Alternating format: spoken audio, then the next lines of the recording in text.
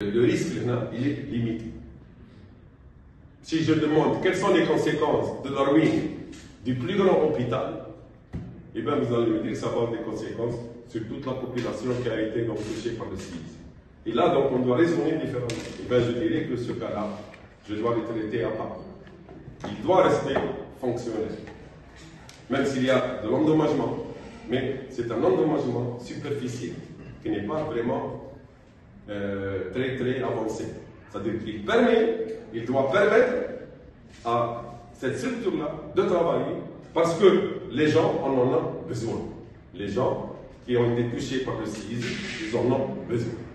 Ok, là, donc c'est un besoin. Donc là, déjà, la notion de risque, on ne peut pas tolérer le même risque pour tous les édifices.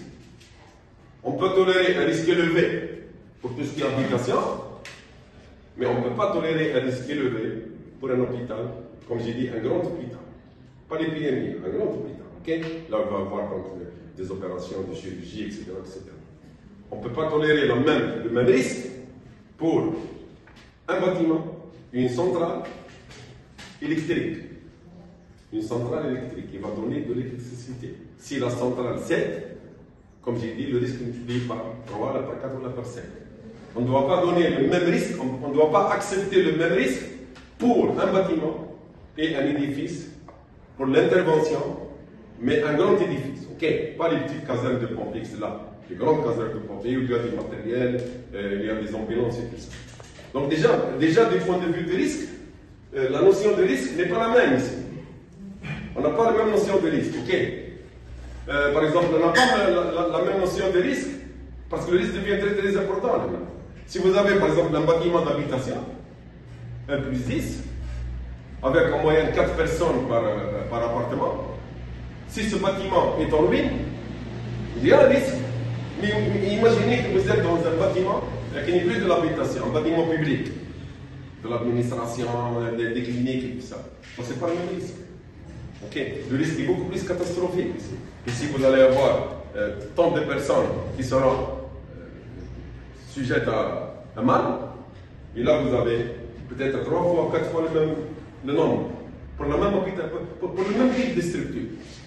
Donc, toujours, nous allons voir que, justement, d'un point de vue sismique, d'un point de vue génie, d'un point de vue para, on ne va pas donner le même risque pour tous les édifices. On doit analyser déjà les édifices.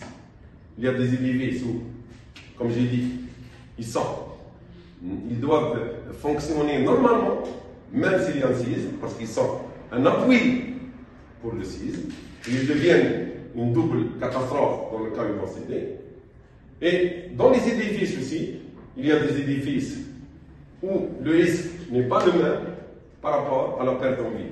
Si vous avez de l'habitation, et si vous avez un bâtiment recevant du public, vous n'allez pas avoir le même nombre de morts. Ici, vous allez avoir un nombre de morts limité, mais ici, vous pouvez avoir un nombre de morts qui est catastrophique. Okay. Donc, la notion de risque même n'est pas acceptée dans le même taux. Ce n'est pas le même taux avec lequel on va accepter le risque. Donc, déjà, je vais accepter le risque différemment. Donc le risque déjà, il sera différent. Donc il sera différent. Ok? Accepté. Ok? Par rapport au dégât. Par rapport au dégât. Ok? Par rapport au dégât. Donc on va comparer quels sont les dégâts et parler d'un niveau de risque qu'on va accepter. Je ne vais pas, comme j'ai dit, on ne va pas accepter le même risque pour tous les édifices de la même façon. Parce que le séisme va dépendre justement de ces édifices-là individuellement. Chaque édifice aura des conséquences d'autant plus graves s'ils sont endommagés. Chaque édifice aura des conséquences plus graves sur le séisme s'il est endommagé. Ok, donc ça c'est, donc déjà, le génie, il ne conçoit pas le même risque pour tous les édifices, mais déjà il va essayer donc de donner une appréciation de ce risque-là. Il va l'apprécier, ce risque-là. Par exemple, je vais donner un exemple simple. Par exemple, un poulailler, par exemple. Un poulailler, par exemple. Est-ce qu'on va lui donner le même risque qu'un bâtiment d'habitation? Non, c'est pas possible. C'est la même chose. Okay. Parce que là, c'est bien, nous avons des biens, c'est des poulets, etc. Il peut être aussi assuré, il sera remboursé. Et là, nous avons des êtres humains. Okay.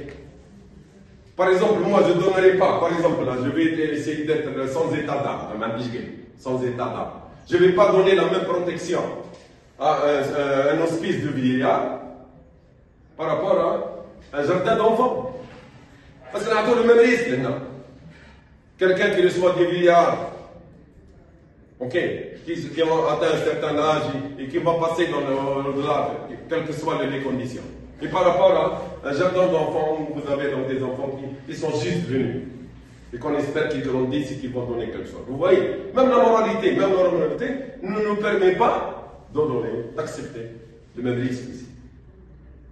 Donc on va analyser. Et justement, c'est ça. Les gens qui ont analysé, c'est des génies. Et justement, ils ont tenu compte de tout ça. On va le voir après dans tout ce qui est réglementation. Ça, c'est de par le monde, ce n'est pas pour l'Algérie uniquement. De par le monde, le risque n'est pas le même. Le risque n'est pas le même. Le risque n'est pas accepté de la même façon. Il y a un risque qui est très toléré, comme j'ai dit, en commençant par pour les poules, jusqu'à arriver à un hôpital de grande envergure. Il va rester opérationnel pour justement soigner les gens qui ont été atteints d'incises. Et tout ça, généralement, dans la réglementation parasismique, on va le retrouver.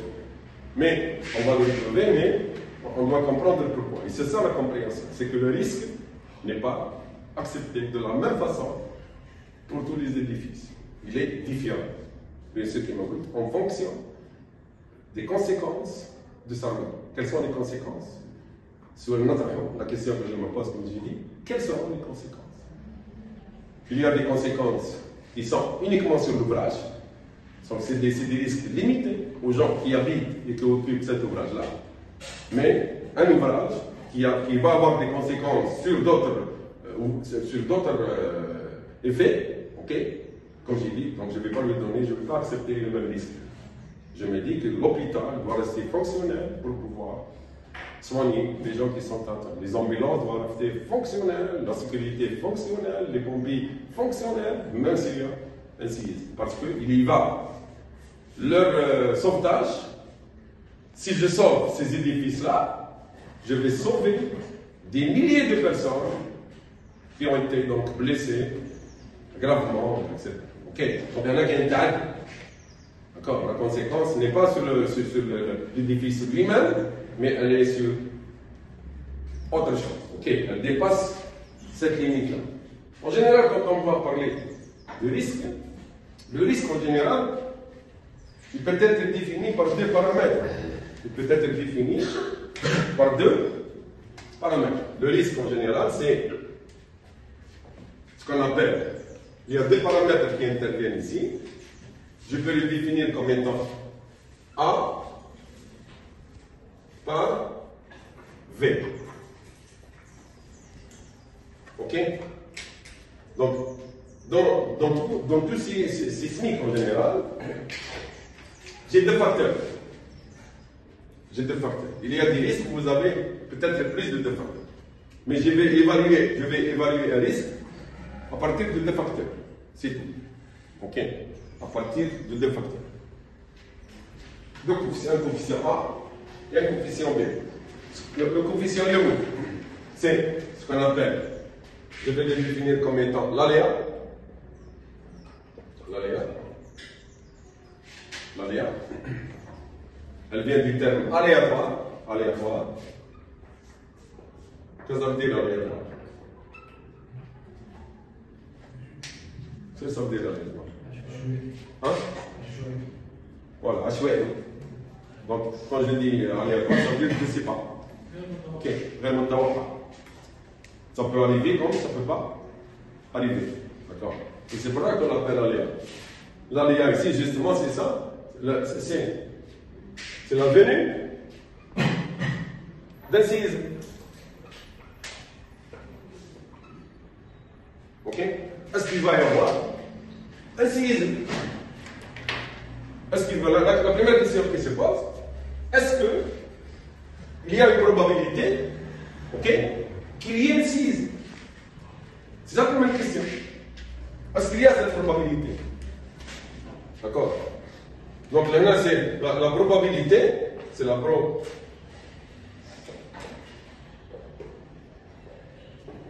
D'avoir un séisme. Ok? Quelle est la probabilité d'avoir un séisme? Et à votre avis, comment je vais le savoir? Comment je vais appréhender ça? كيف نقدر نتكلم معك؟ Hein?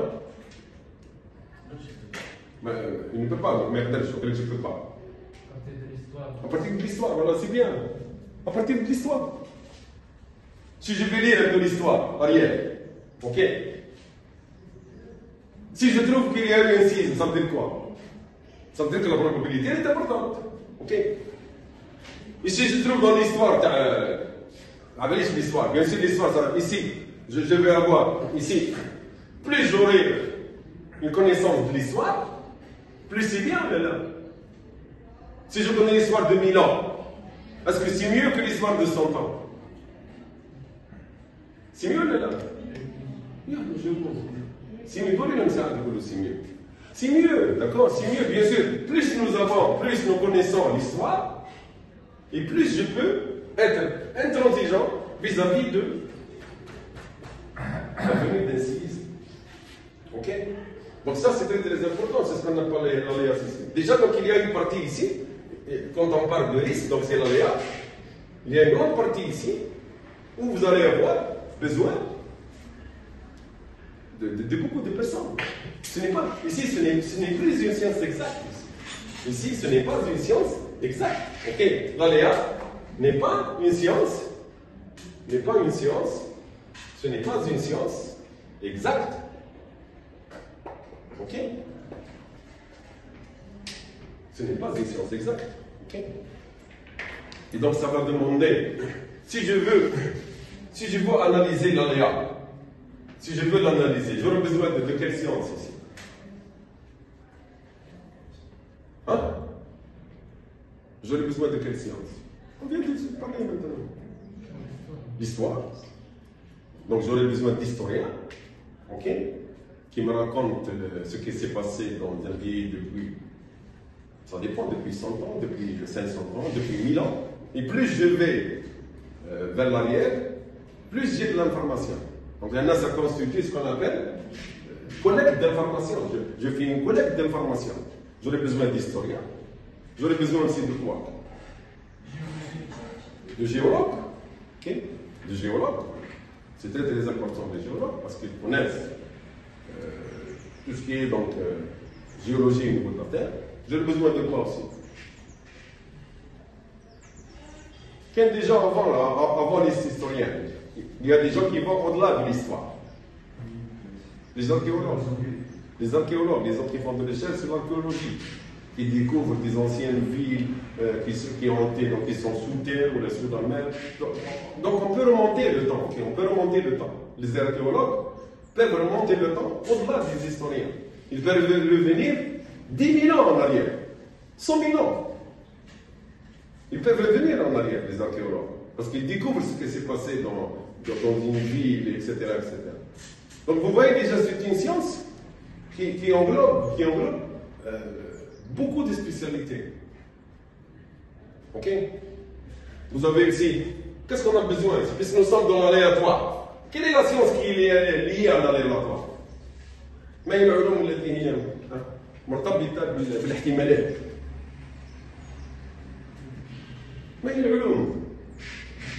Mathématiques, c'est les mathématiques ici. Et quelle option de mathématiques? C'est les probabilités et les statistiques. C'est les probabilités et les statistiques. Ok?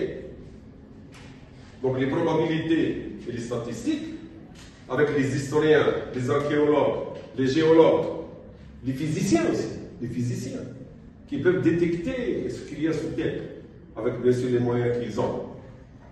Dans la prospection sismique, ou là, par exemple dans la découverte du pétrole, ok, s'ils envoient des ondes à l'intérieur du sol. Et à travers l'étude de ces ondes, ils vont déceler de l'eau, ils vont déceler des minéraux, ils vont déceler du gaz, ils vont déceler du pétrole, et aussi ils vont déceler tout ce qui est rupture dans le sol existant déjà. Ils peuvent découvrir des anciennes fissures qui ont été provoquées par d'autres séismes. Donc généralement, vous voyez ici déjà c'est une science qui implique plusieurs sciences. Ok? Est-ce qu'on est partie prenante? Non, on n'est pas partie prenante. Ça ne nous concerne pas. Okay? On peut rentrer dans cette spécialité. Mais généralement, elle n'est pas la nôtre. Okay? Elle n'est pas la nôtre parce qu'elle traite d'une chose qui est définie par plusieurs autres sciences. Et donc vous avez déjà, si je veux traiter cet aléa, je dois faire à plusieurs spécialités. Des physiciens, des probabilistes, des statisticiens, des géologues, des historiens, des archéologues, etc. etc. Et c'est eux, justement, c'est eux qui vont nous dire quoi à la fin? Ils vont nous dire que, eh bien, dans cette zone, vous avez une probabilité d'avoir un séisme 1 sur 10, donc c'est sûr. Dans cette zone, vous allez avoir une probabilité de 1 sur 100. Dans cette zone-là, vous avez une probabilité de 1 sur 1000, de 1 sur 10 000. Et dans ces zones-là, vous n'allez pas avoir de séisme, parce qu'il n'y a eu jamais, même durant 10 000 ans d'histoire. Donc l'histoire est très très importante, l'analyse géophysique est très très importante. Et là, donc, on peut avoir une idée. Si je veux, par exemple, pour nous, ce qui nous intéresse, ce n'est pas le monde, c'est l'Algérie. Et donc, je peux, sur la carte de l'Algérie, ok, je peux, sur la carte de l'Algérie, définir des zones rouges. Donc, c'est plus ici. Je peux définir aussi des zones noires. Rouge, donc c'est très grave. Je peux avoir aussi des zones noires. Ok, donc je peux avoir des zones noires. Donc ici je vais être plus grave, donc 4 fois plus. Il y a 4 fois plus de probabilité d'avoir un séisme. Ici nous sommes dans 3 fois plus. Ok, il peut y avoir aussi des zones bleues. Les zones bleues qui ont fait l'objet d'études. Ok, on peut avoir des zones bleues. Donc la probabilité, c'est le bleu, c'est plus, d'accord. Ok? Et on peut avoir le vert. Donc c'est les zones vertes. Ici, donc, 0. Ok?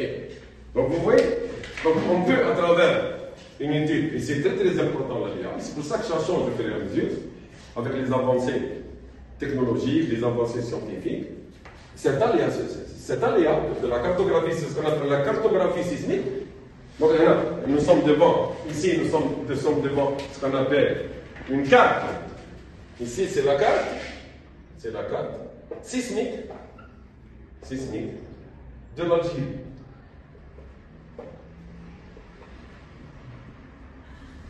D'accord? C'est la carte sismique de l'Algérie. Parce qu'il y a plusieurs types de cartes. La carte géologique, la carte géotechnique, la carte topographique. Okay? Ici, nous travaillons avec une carte sismique. Et cette carte-là va nous donner une idée sur les séismes. Okay? Et c'est pour ça qu'il y a développement. Cet aléa n'est pas fixe. Il va changer au fur et à mesure des années, au fur et à mesure des séismes qui ont apparu.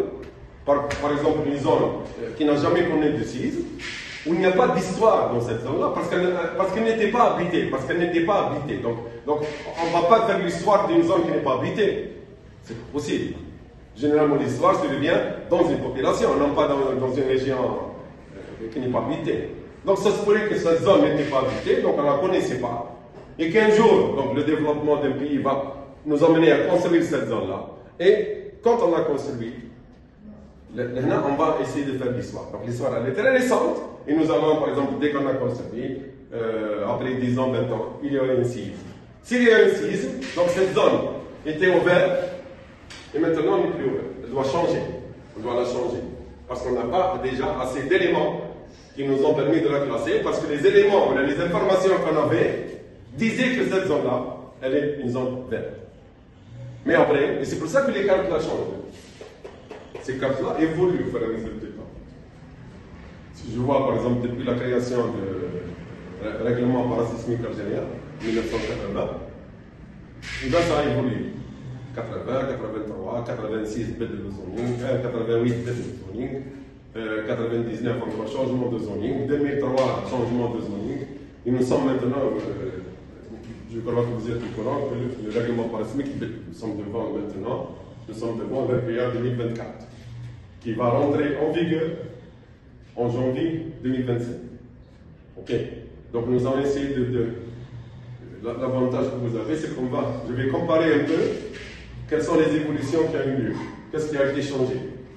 On va voir ce qui a été changé, succinctement, je ne vais pas approfondir, mais on va voir ce qui a été changé par rapport à l'RPA 99 modifié en 2023. Et déjà c'est beaucoup. 99, 2003, 2024, 2024, c'est vraiment beaucoup. C'est beaucoup de passivité. Il est impossible qu'un règlement parasismique, avec tous les séismes qui ont lieu en Algérie, qu'on le change en 2020. On devrait le changer chaque 5 ans, chaque 10 ans, on devrait le changer. Ok. Parce que ça a de l'influence sur tout ce qui est donc le pays. Okay. Donc ici, c'est le premier problème, ça. C'est le premier problème.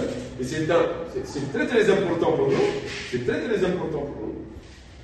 C'est très très important parce qu'on nous permet d'appréhender quel est le risque. Okay. Et donc, comme j'ai dit à l'avant, si je veux être sûr, la meilleure façon d'être parasismique, c'est d'habiter dans les zones vertes. Ok. D'habiter dans les zones vertes. Et je suis protégé à 100%. Ok. Je peux ensuite monter vers les zones bleues. Il y a un petit risque. Aller dans les zones noires, ça commence à être dangereux. Et bien, rentrer dans les zones rouges, vous devez assumer ce qui va se passer. Assumer ce qui va se passer. C'est en tant que génie civil. Je ne parle pas de la pourcentage de la population. Mais au niveau là, je n'habiterai jamais dans une zone rouge. Ok. Parce que dans une zone rouge, le risque est imminent. Okay. On va voir l'histoire d'Algérie va nous permettre, on va voir qu'est-ce qu'il y a en Algérie. On devrait tirer profit de tout ça. Ok. Multiplié par le deuxième paramètre, c'est le V. Le V, c'est la vulnérabilité. C'est la vulnérabilité. Okay. Quelque chose qui est vulnérable, c'est quelque chose qui peut subir des dégâts importants. Il va causer des malheurs importants. Ok. On parle là de vulnérabilité. Ok, la vulnérabilité, c'est un deuxième paramètre qui va nous permettre d'analyser généralement quelles seront les conséquences de l'huile. Quelles sont les conséquences de l'huile? Ok. Et bien sûr, à travers les conséquences de l'huile, j'aurai le risque. Je peux calculer le risque. Je connais l'aléa, comme j'ai dit, vert, bleu, noir, rouge, je le connais. Je dois évaluer les conséquences, et je peux donc évaluer le risque. Je peux donc évaluer le risque. Je peux l'évaluer connaissant ces deux paramètres. La vulnérabilité, comme j'ai dit, va concerner les conséquences qui vont avoir lieu. Comme j'ai dit, par exemple, une maison individuelle, si elle tombe, si elle est en ruine, les dégâts sont minimisées. Et plus je vais vers un bâtiment, plus la vulnérabilité devient importante. Et plus je vais vers des édifices qui doivent être restés fonctionnels quand vous avez le risque, et donc là, la vulnérabilité, elle devient beaucoup plus grande. Si vous êtes par exemple, si vous habitez dans une commune, ou dans un village, si je compare un séisme dans un village et un séisme dans une ville, ce n'est pas la même chose. Dans un village, vous allez avoir des dégâts qui sont limités, des pertes en vie qui sont limitées. Mais dans une ville, ce sera des pertes énormes. Ce sera catastrophique. Ok? Donc la vulnérabilité elle présente déjà une idée sur, bien sûr, ce qui va évoluer. Imaginez que vous êtes dans un espace rouge et que vous êtes dans un édifice de grande importance. Quel sera le risque ici? Important ou là? Très important. C'est le risque le plus important.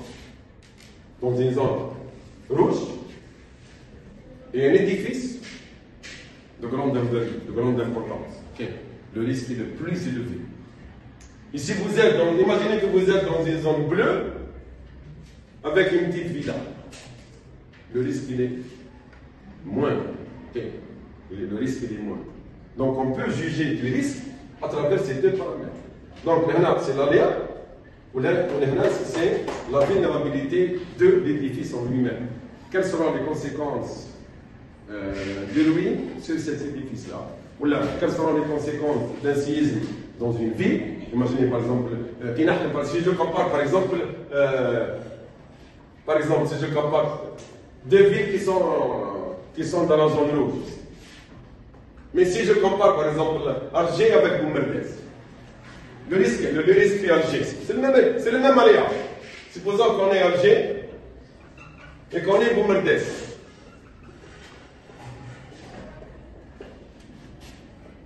Eh bien, si j'évalue le risque ici, le même A c'est le même, l'aléa, la vulnérabilité, où est-ce qu'elle sera plus importante? À Alger ou à Boumerdès? Ce sera une catastrophe. Ok, ce sera une catastrophe.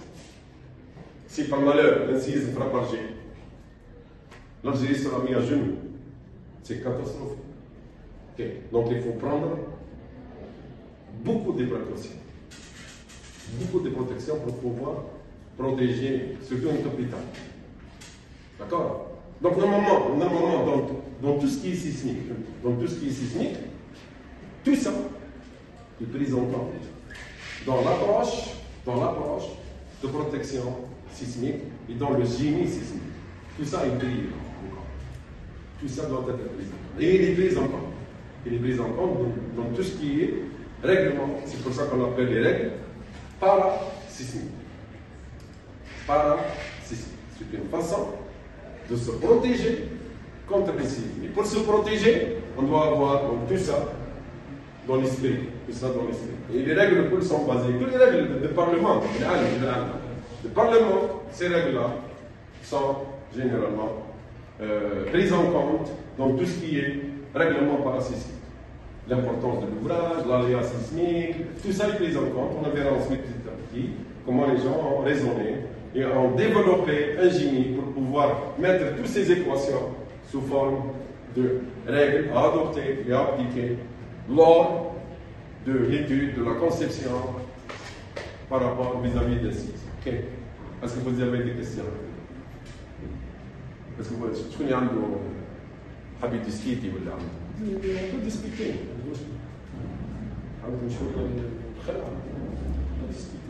Si vous avez d'autres idées, d'autres questions.